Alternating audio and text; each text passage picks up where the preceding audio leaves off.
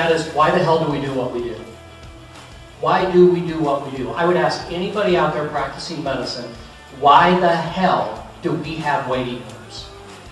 So that patients can come in to figure out how healthy they are for their annual exam while you sit them down next to somebody who's sick.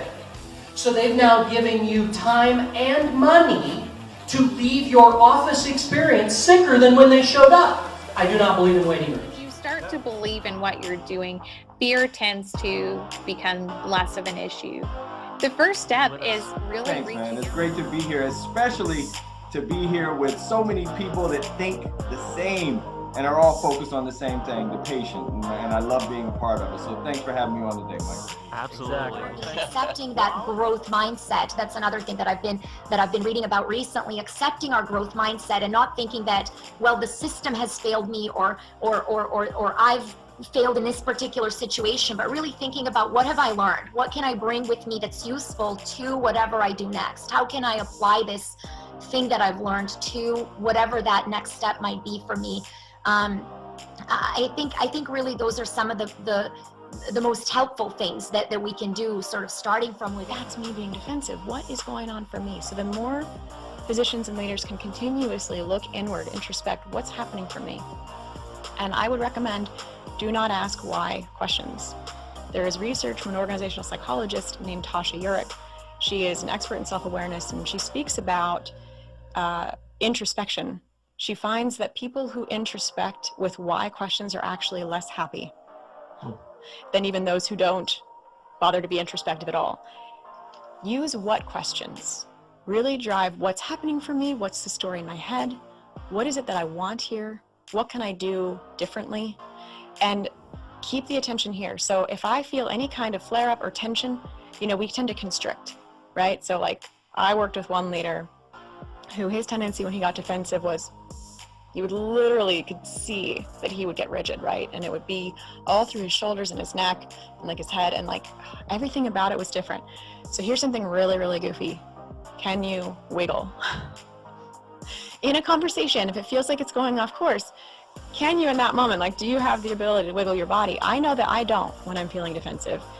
And that is a test for me. That is a sign that I am defensive, and I can make a shift. I can go, oh, some kind of insecurity is being triggered in me, which means that I'm not showing up my best.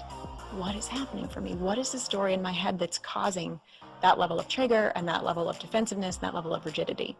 Because when I get rigid, it's going to invite other people to also get defensive. Access to me 24/7, and is my phone going to be ringing constantly off the hook? And how will I have a life of my own?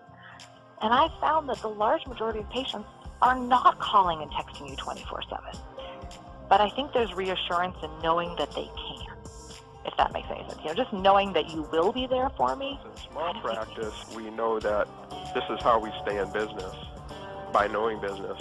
And so to us, in solo and small group, and especially concierge medicine, these skills are part and parcel of taking good care of the patient. What your patient has a problem is important, and I think that's where being a concierge physician gives me the edge, because I know my patient. I know who's a complainer, I know who's not a complainer.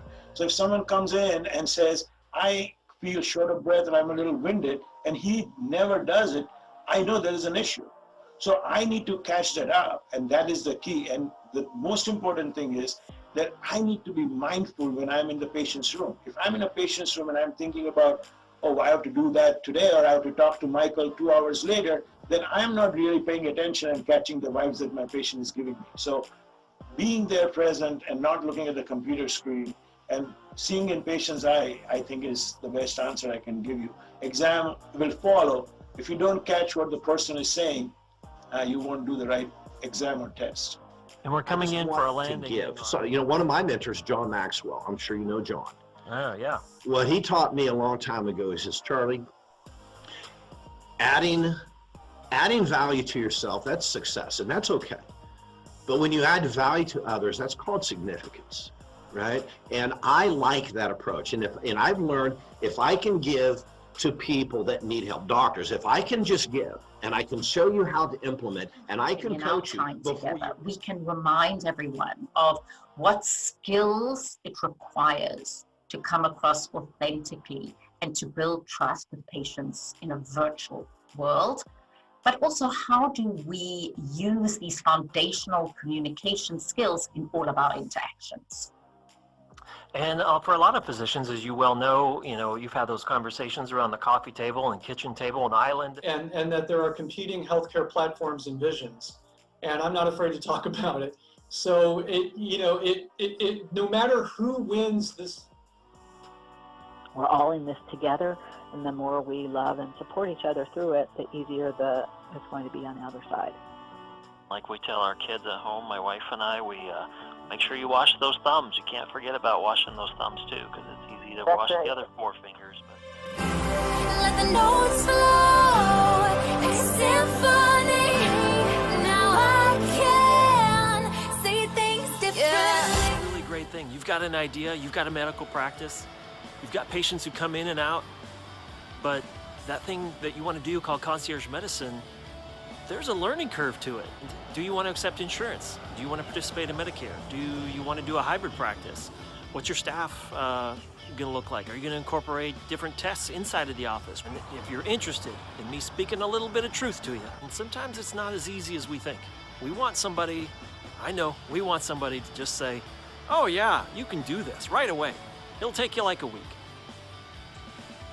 Sometimes we don't really want to hear that. There's the learning curve to this. And the speakers that you're going to hear, the presentations and courses that you have access to within this community are here designed especially for you. Please go check them out.